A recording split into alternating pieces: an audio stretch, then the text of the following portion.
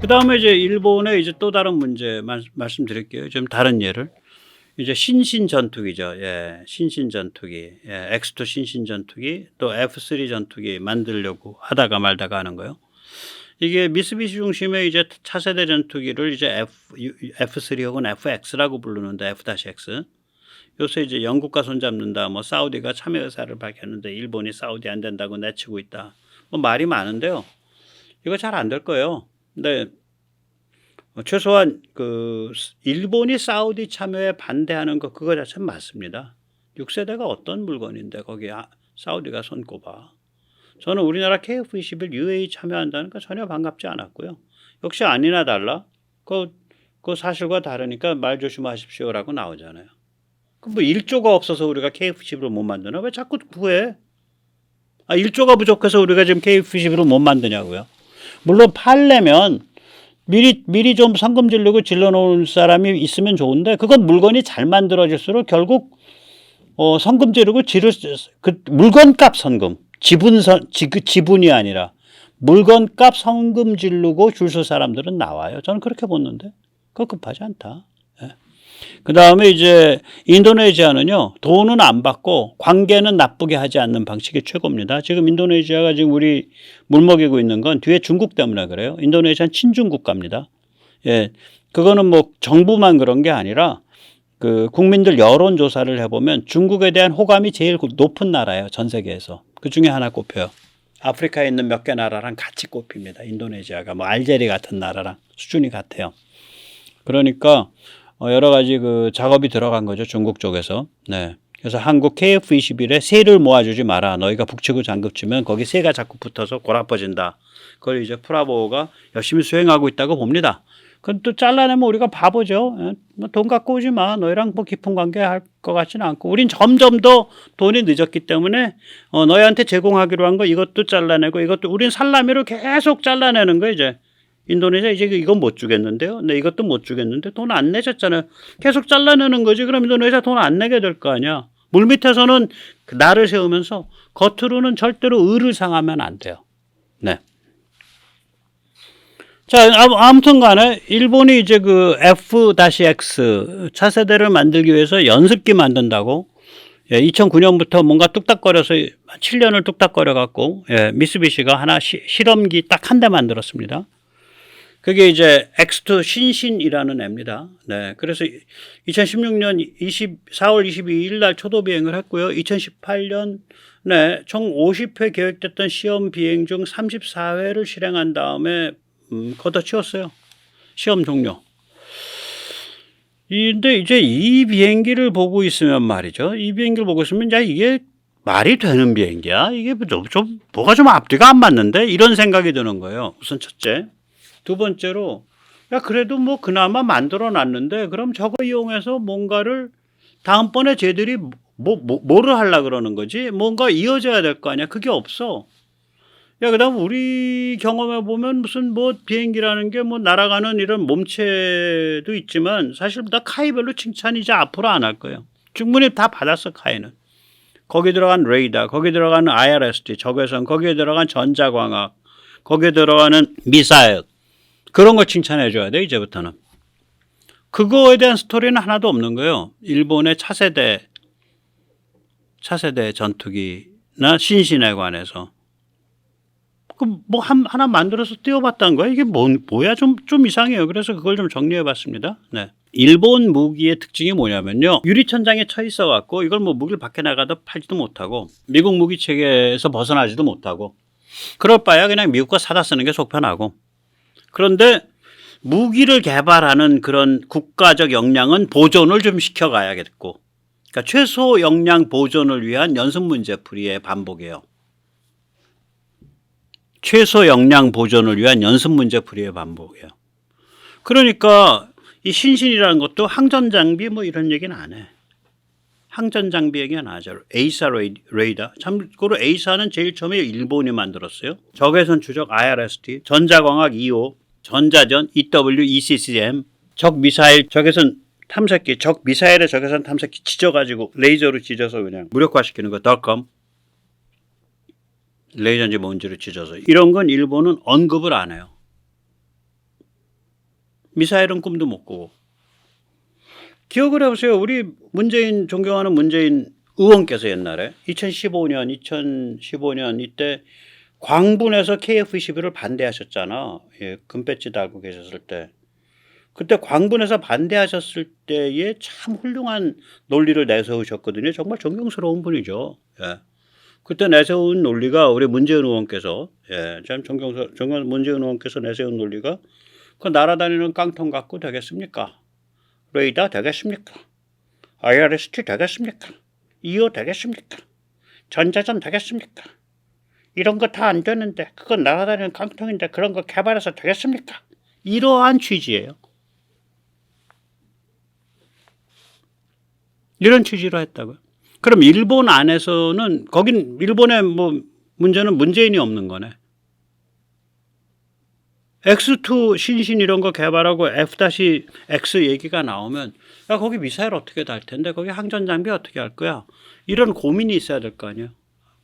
일본은 일단 문재인을 수입해 가세요. 예, 우리 그러면은 이제 좀 차세대 이제 전투기 개발에 좀 도움이 많이 될 겁니다. 네.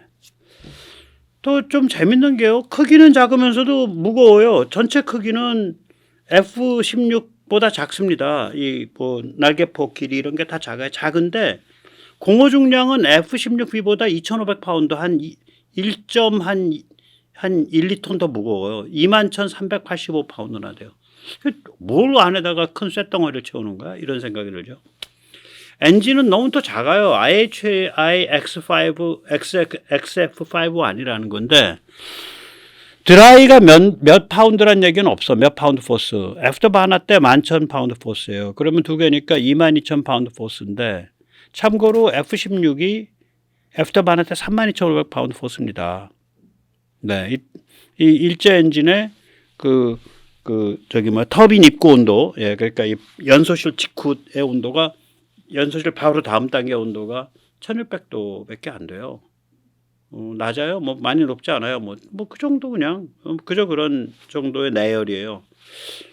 이거 엔진이 너무 작아. 그런데 파워도 작고. 근데 보세요. 중량은 F-16보다 높아. 무거워.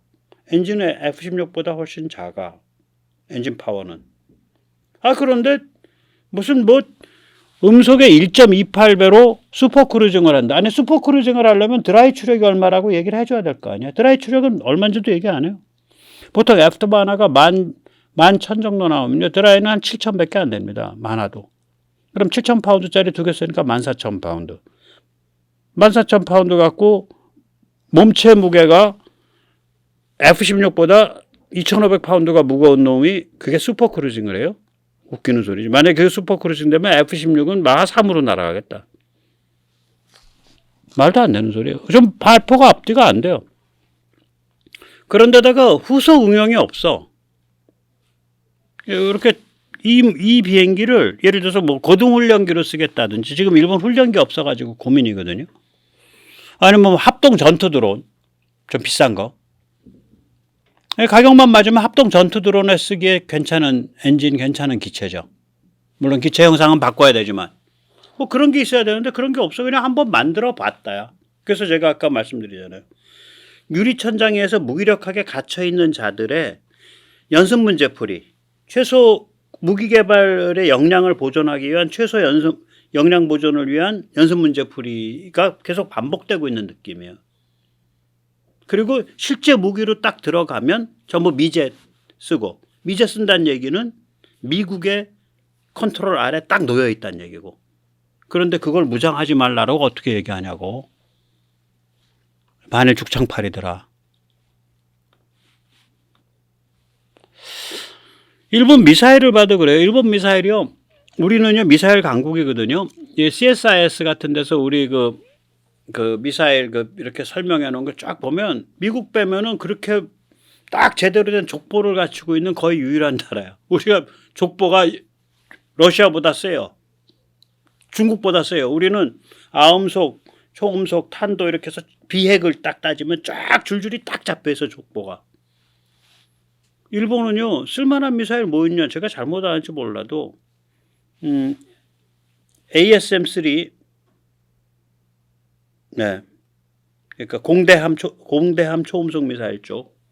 그거하고 12식 대함 미사일. 전 12식 대함 미사일이 훨씬 낫다고 보는데 이 공대함 초음속도 좀 재밌어요, 이거. 액체연료 덕티드 램젯이에요. 길이 무려 6m나 돼. 직경도 엄청 두꺼워. 535mm쯤 추정돼요. 우리 미티어가 길이가 한 4m 좀 넘을걸요? 그리고 무게 가볍죠? 미티어가 첨단이죠. 이게 왜 첨단이냐? 미티어는 덕티드 램젯인데 고체연료 덕티드 램젯이에요. 얘들은 액체연료를 가지고 덕티드 램젯을 한 거야. 이것도 이상한 거예요. 우리 초음속 대한미사일, 지대함 초음속 대한미사일 왜 날아가서 그 돛대 같은 거 퍽 치고 나간 거. 그거는 액체연료 램젯인데 덕티드가 아니라 이렇게 동심원 구조죠. 가운데에 미사일 앞대가리가 있고 그 주위에 빈 공간이 동심원으로 둘러싸여 있죠. 덕티드가 아니라 지금 여기가 덕티드 아니야 이게. 저 닥트 빼놨잖아. 닥트 방식. 덕티드라는 게 닥트 달았다는 거예요. 공기 흡입구. 덕티드 별 뜻도 아니에요. 그 우리 밥집 가면은 닥트 달아서 환기시키듯이 여기 공기 흡입 닥트 달았다 그 소리예요. 덕티드라는 건. 닥트 방식이죠. 닥트 다른 방식. 덕트 다른 방식. 그래서 통상 램젯은 고체연료를 사용하는 최고난도인데 이게 액체연료 덕티드 램젯이에요. 덕티드 램젯은 보통 고체연료 쓰거든요. 근데 액체연료 덕티드 램젯이다. 참 특이하게 했다. 아무튼 작년 말에야 F2 그러니까 일본판 F16이죠. 일본의 자기 거. 예. 거기에 장착을 시작을 했고 사거리 한 400km 정도 된다고 그래요. 그래도 이나마 뭐 400km를 가는 초음속 대함이니까 예, 괜찮습니다. 예, 우리 그 지대함 초음속을 조금 더 줄여가지고 이제 비행기에 들고 올라가면 얘랑 똑같은 건데 액체 연료니까 얘랑 특히 똑같죠. 덕트 방식이냐 아니냐만 다르죠. 근데 우리는 비행기에서 쓰는 거는 덕트 방식의 고체 연료 램젯을 개발한다는 거 아니에요. 그러니까 좀 확 달라요. 이걸 또 좀 고치겠다는 건데 뭘 고치겠다는 거는 뭐 없고요. 타입 12의 지대함 미사일 이거 아음속인데 예, 땅에서 쏴가지고 이거 괜찮은 겁니다. 이거 400km 가요. 예, 이건 좋죠. 예. 그리고 이거 900에서 1500km 가는 걸로 지금 급속히 연장 중이고요. 좀 특이한 게 이거를 공중발사 대한미사일로도 만든다고 하는 얘기가 나와요. 지금. 예. 그거는 만들게 되면 일본이 미국을 의식해서 이거는 12식 미사일의 파생형입니다라고 말하는 거지 실제로는 전혀 다른 종류의 미사일일 수 있어요. 이 공중발사 대한미사일 장거리 가는 게 미국이 굉장히 신경 쓰는 영역이에요. 이게 정말 잘못 불 붙이면은 세계대전 나는 물건이라고 이게. 그래서 우리도 직접 만드는 수밖에 없고 일본도 직접 만드는 거예요. 공중발사 장거리 대한미사일 저거 뭐 500km쯤 가는 건데 저게 파워가 좋아가지고 정말로 세다 그러면 저건 살벌한 거라고요. 예, 그렇습니다. 네. 이제 이 12식 미사일을 일본이 공중발사 쪽으로 공중에서 놓는 방식으로 바꾼다고 하니까 또 이제 외국에 있는 평론가들이 제가 보기에는 또라이들인데 바보들인데 일본이 수송기에서 그걸 떨어뜨릴 걸 검토하고 있다 이렇게 확인되지 않은 소리를 했어요. 일본이 수송기에서 떨어뜨리는 건 지금 미국제 제즘 ER이거든요. 근데 12식도 그렇게 떨어뜨리나 수송기에 대량으로 뿌리는 거. 이 대한미사일은 수송기에서 대량으로 안 뿌립니다. 저거는 그렇게 뿌릴 필요도 없고요. 저 말이 안 되는 소리고 또 그걸 가지고 또 국내 어떤 또 유튜버가 또 그걸 가지고 또 일본을 좀 비판을 하던데 반일적인 걸로 그거는 잘못된 정보예요. 그러니까 잘못된 정보니까 또 뭐 에휴 참. 자, 그래서 이제 마지막 좀 정리 말씀드리겠습니다. 아시다시피 오늘 쭉 살펴봤듯이 일본 처량한 나라입니다. 알고 보면 처량하고 불쌍해요. 예. 정신도 이제야 각성을 해서 이제야 반중전선에 기어 나온 거예요. 안 기어 나올 수가 없지. 한국이나 미국이 가만 안 두죠. 한국의 정부가 똑똑하다면 미국이 제대로 간다면, 오스트레일리아가 제대로 간다면 일본한테 야, 이 개땡땡아, 너는 그러면 이 반중전선에 안 기어나오고 너 호구냐? 니네 집 앞마당이잖아 임마. 타이완이건 동중국해건 거기 안 기어나오고 앞에 한미동맹하고 한국 내세워놓고 넌 뒤에서 돈 벌겠다는 거야. 이거 웃긴 자식일세. 이렇게 되니까 이제 안 기어나올 수가 없는 거예요. 또 자기들도 마찬가지고 자기들 내부 사정도 급해졌고 앞마당으로 막 치고 들어오니까. 안타까운 거죠. 그게 한 10년 전쯤에 기어나왔으면 하기야 그러면 이제 한국이 뭐 그냥 뭐 꼼짝 못하는 거지 일본 앞에서. 예. 아무튼 간에 그래가지고 이제 일본이 2022년 말부터 지금 이게 무장이 굉장히 강화되고 있는데 일본 무장의 특징이 이제 말씀드렸듯이 예, 그런 게 있습니다. 그래서 그걸 얘기를 좀 정리해 드리겠습니다. 네. 네.